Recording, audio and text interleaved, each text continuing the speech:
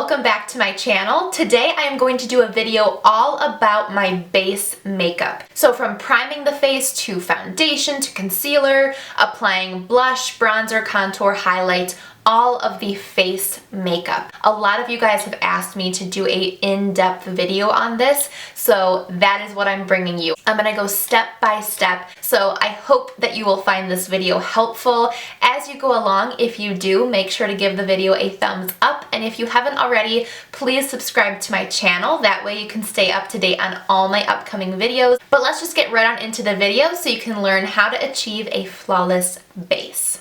Hey guys, so really what I would say is the first step to a flawless base is good skincare. And I know that maybe a lot of you, or I know a lot of people do have different skin issues that aren't going to be the same as mine, but I do have a skincare video. And just to give you a little background as well, going through this video just so you know my skin type, I would say I'm basically combination to more on the dry side. So if you are drier skin, combo skin, even slightly oily, this should work for you. Those of you who are more oily, I'll be giving you alternatives and some different steps that you can take to minimize your oiliness as well. But going back to good skincare, I will link my skincare video down below so that you can watch that and maybe implement some of those steps into your routine to try and make your skin better. 3-4 months ago, my skin was very red. I had a ton of redness and it's basically gone. So sticking with that skincare routine has really been good. The only thing I have switched up is that I stopped using the argan oil, not because it was bad or anything. I just wanted to try a night cream, and I've been using this LONGGGG Lullaby night cream. It says it increases elasticity, stimulates new cell growth, and promotes collagen formation. So I wanted to start with that because you're not going to be able to achieve the most flawless base and skin without actually trying to fix your own skin. Now that we've got that covered, let's start with the makeup application. The first step is to use the e.l.f. Natural Glow Lotion. I talked about this in my e.l.f. haul, and when I first just kind of put a little on my hand and rubbed it in and looked at it, I wasn't all that impressed, and it's really not that glowy. You'll see I use about this much. It's not super glowy, but something about it really hydrates my skin without causing more oil, like you're causing it to look oily. And it does glow a little bit. This is the gold one, or the natural one. I'll link it down below with everything else, of course. But I just feel like it really preps my skin nicely, and it does leave a slightly tacky finish, which is really, really nice because that will allow your foundation to really stick to the skin. Not in a bad way stick, but just kind of stay longer. Then the next step would be foundation. The reason I do my foundation first and then my concealer is because my concealer actually has two purposes for me. Not only does it conceal, but it also brightens, and so I want it to be more impactful. And if you put it underneath the foundation, it's just gonna get covered up. So I hope that makes sense. The foundation that I've been using, and probably one of my favorites, is the L'Oreal Infallible Pro Glow Foundation. So again, this is gonna be a little bit better for people with combination skin to dry skin. The L'Oreal Infallible line also has a Pro Matte Foundation, so if you have really oily skin, I would recommend the matte foundation. I'm using the shade 205 Natural Beige. This might be a little bit dark for me right now. I have not self-tanned in a while, but it should be okay. And what I do is I just do a little boop there, a little boop there, and a little dollop there. And I've actually, with this foundation, been using a foundation brush instead of a sponge. And the brush I am using is the Real Techniques Expert Face Brush. And I like this because it's faster, and I think it just applies this foundation better. There are foundations that I prefer a beauty blender or sponge. There's really no wrong way to do this other than not blending enough. So you want to make sure you really get in all the different crevices of your face, and make sure you also carry this up onto the ear a little bit, and also make sure you bring it kind of down your jawline and make sure that there's no line, and you can kind of do the ugly face to make sure that there's no line. Okay, so the next step is concealer, and I use the Tarte Shape Tape Concealer. I recommend this to everybody. I have gotten at least 5 or 6 different people to buy this, and they all love it. I use the shade Light Sand. Where I start is right in where the darkest area of my under eye is, and put most of the product there. And you can see that this is much lighter than my actual skin tone. I would say this is at least 3 shades lighter than my skin tone. And again, the reason for that is to add brightness to these parts of our face that we want brightness to happen. So underneath the eyes makes you look really wide awake. You want to bring it down the bridge of your nose as well, because that will slim the nose. It's actually part of the contouring process. And then it just looks nice, I find, to bring some light to the center of your face. So I put a little bit on the forehead here and a little bit on the chin.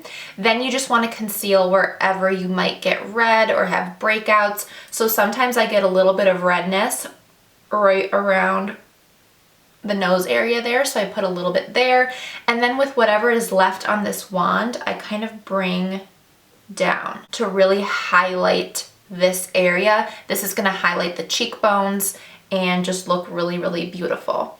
And then I use my Real Technique sponge. This is my favorite sponge I've ever used, and I have already wet this under the sink. I take it underneath the sink, and under the running water, I just do this motion. I squeeze it probably about 15 times and make sure you really, really wring it out. And then I even take a towel, like any towel that's hanging, I just wrap it around and make sure that it's not sopping wet. So right now, there's no actual water coming off of this. It's just very lightly dampened. So then I just kind of blend this out in patting motions. This is not swiping, it's pouncing, patting motions.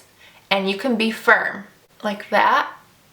You want to start right where the product is and then work your way around it.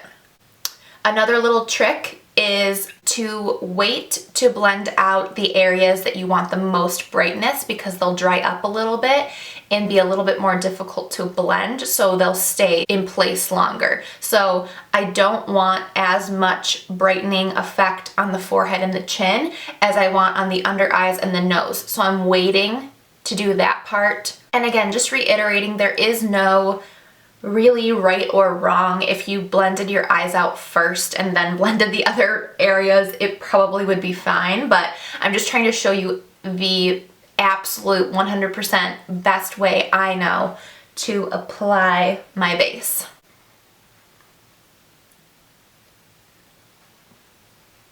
Normally when I get right in this area, I only very lightly tap, because I actually like to keep more product there. You do want to make sure it's blended though, and I normally try and blend it up into this area as well. And then you guys have seen me do this a million times. I take whatever is left on the sponge and kind of put it over my entire eyelid. Even if you're not doing eyeshadow, which this will act as a good eyeshadow base, it still is just nice because it conceals any like discoloration that you might have on your lids. So next step is to set the face with powder.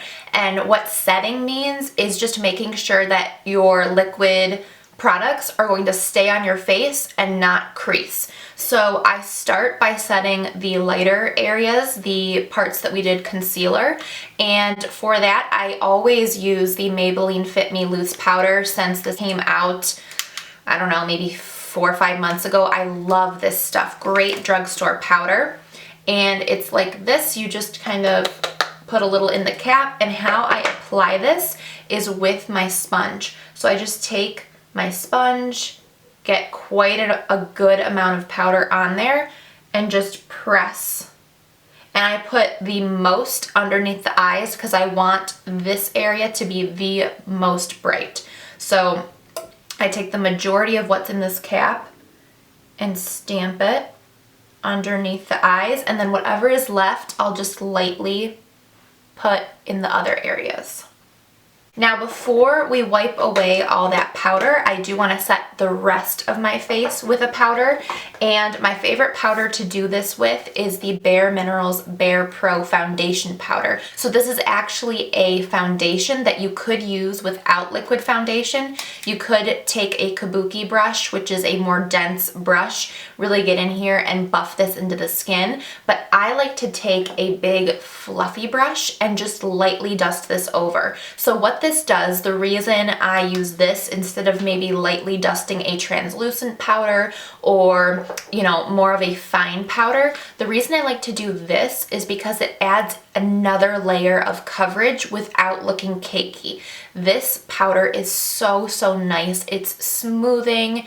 It never looks dry or cakey on my skin, so I really recommend this for lightly dusting over your foundation. It'll just add another layer of really seamless coverage. Also creates a nice powdery base for the rest of our powder products. So this is another reason we want to set our face with powder, is because when we go in with bronzer and blush, it's a lot harder to blend those powdery products on a wet foundation face.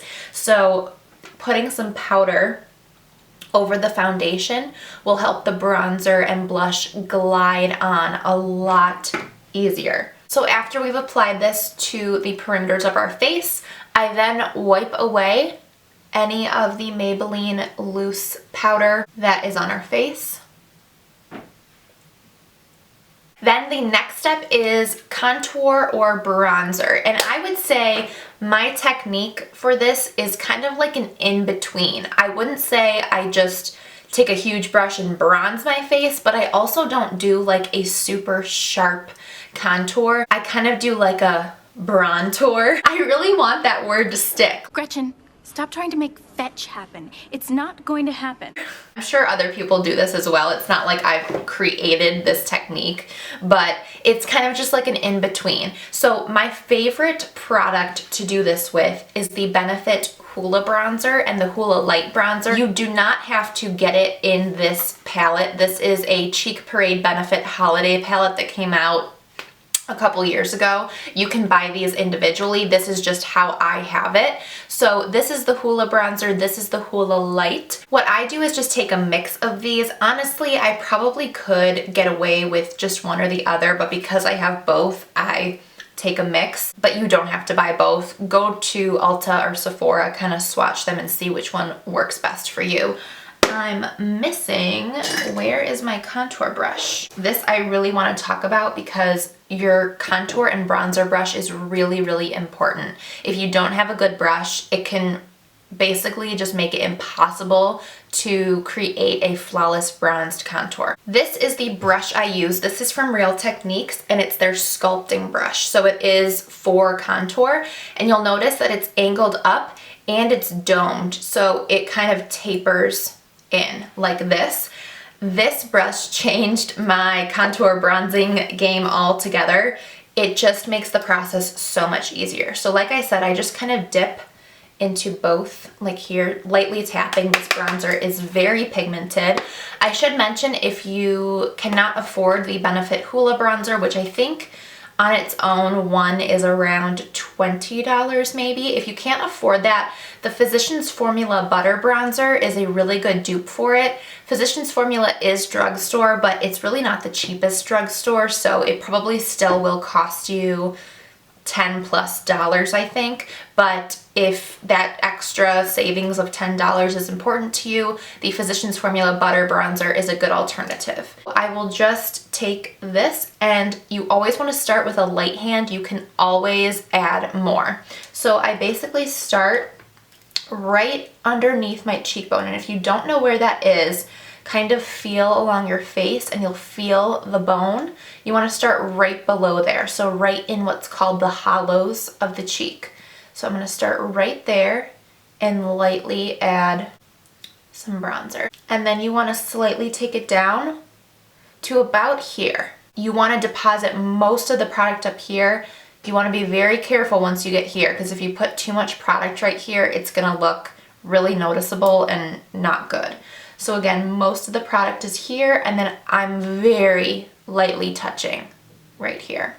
Then what I do is I start to get a little bit bigger in my motions after most of the product has been deposited into this area. So then I start to do what's more of the bronzing part. And I bring this up here onto the temples. It's actually a really quick process once you have it down. This really does not take me long at all. Well, I'm gonna take the same amount of product and now go onto the forehead, and I start right at the hairline. So I'm basically putting bronzer on my hairline, and I deposit most of the color at the very center, and then I work my way out. And then you want to make sure you bring it down to here too after most of the color is gone, just to create more of an ombre effect from dark to light. You don't want like a stripe of dark and then really light. You want it to be faded. So that's it for the face, but I do normally use a little bit of bronzer to contour my nose a little bit. So the brush I use is an e.l.f. brush. It's their blending eye brush, and I just pick up, again, I kind of mix the two. For my nose, all I really do is 2 lines straight up and down, and then I kind of connect them into the brows. So I'll show you how I do that. I start right at the tip. That's where I want most of the color deposited, and then I work my way up and I connect to the brow, because that's where kind of your nose bone starts to go. You're basically just carving out where the actual contours of your face are. So as you can see, that's pretty harsh. I will go in with my big fluffy brush and blend this out more once I have deposited the color down. If you have a longer nose and want to make it look shorter, what you can do is create a horizontal line, like maybe 1/3 of the way up the nose or maybe 1/4, and that will make the nose look shorter because it'll kind of cut it off. That's why a lot of people as well, when they highlight their nose, they put a little bit of highlight here and then a little bit up here. Sorry, I'm flicking you off. And a little here. That also shortens the nose, so that's a little trick. I don't do that, but again, if you want your nose to look shorter, do a little horizontal line about 1/4 of the way up your nose. So then I take my big fluffy brush and I kind of pinch it so that it's this shape, and I just blend this out to make it not look so obvious. So the next step is blush, and my favorite blush for a really glowing, flawless face is some sort of baked or a blush that has like a sheen to it. My favorite product for this is the Milani Baked Blush. This is in the shade Dolce Pink, and it's absolutely gorgeous. And so I just use a brush like this. This is from Bare Minerals. It's one of their flawless face brushes. And I just take this, and the places I put this, if you kind of smile a little bit, I take it right at like the mid apple of the cheek and back. So right here, I don't put any blush. If you actually look at where you smile, see how this is actually your cheek? I don't take any in here. I just don't think that that looks good. I take it from here and then back. So again, I deposit most of the color right here, and then I start to bring it back when there's not much left on the brush into the contour to kind of blend them together and make it look like one flawless piece. So those of you who have been watching my channel for a while know that I love to put a little bit of blush on the nose. So I just take the teeniest bit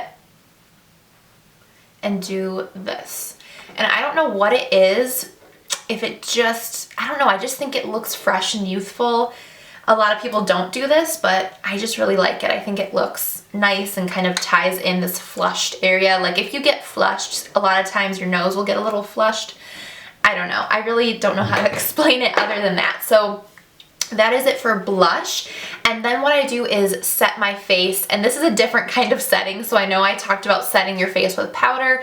Now I'm setting my face again, but this time with a spray, a setting spray. So my favorite is the NYX Dewy Finish Setting Spray. And if you are not dry, I would recommend the matte finish setting spray from NYX. They have a matte one, but because I like to bring a little more dew to the skin because I tend to be dry, I like the dewy one. So I do put a lot of this on my face, so I will show you about how much I put on.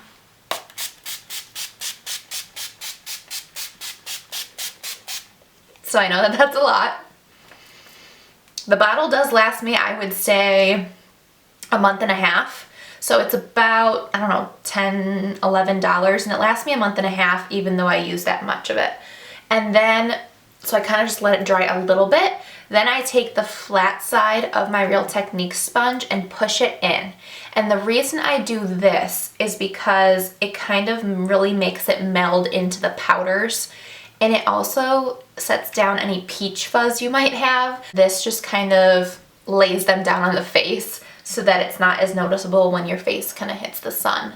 This setting spray though really will make your makeup last a long time. Whenever I don't use this, my foundation looks terrible by the end of the day, but when I do use this, it really lasts a long time. So now that we have the setting spray down and our face is a little bit wet, this is a really perfect time to do highlight. And though highlight is a powder, we can put it over a little bit of a wet kind of tacky finish because that will intensify it, and it's not as noticeable if it kind of stays in one area. Like I know I had mentioned you don't want to put bronzer or blush over your wet foundation. This is an exception to putting a powder over something wet because it will intensify it, and normally highlighter is not that hard to apply or blend. My favorite highlighter at the moment is the Anastasia Glow Kit in Sun Dipped, and this particular shade, which is called Summer, it's just a kind of white gold type shade, like a yellow white gold. It's really beautiful. It makes the cheekbones really stand out. So I go right, again, if you are feeling where your cheekbone is, I go right here. This is where I deposit most of the color. So kind of right diagonal down from my eye and right on the cheekbone. That's where I put most of it. And then I kind of bring it up onto my brow bone, like above my brow bone, not this part, this part. You can put it here if you're doing eyeshadow, that looks really pretty too. And then with whatever is left, I do bring it a little bit down onto the cheek because I think that that looks really pretty and adds to the sheen of the cheek. So it's kind of like a big C. Again, I deposit most right here, and then I start to bring it up onto kind of the forehead, the brow bone, and then I bring it down, back down onto the cheeks. Then I do take a little on the nose, so I just go back in with my brush and take a little bit on the nose. You can do a little bit on the Cupid's bow. This is just pretty areas to glow. So yeah, you're just kind of following the areas where you want the sun to hit your face and look pretty.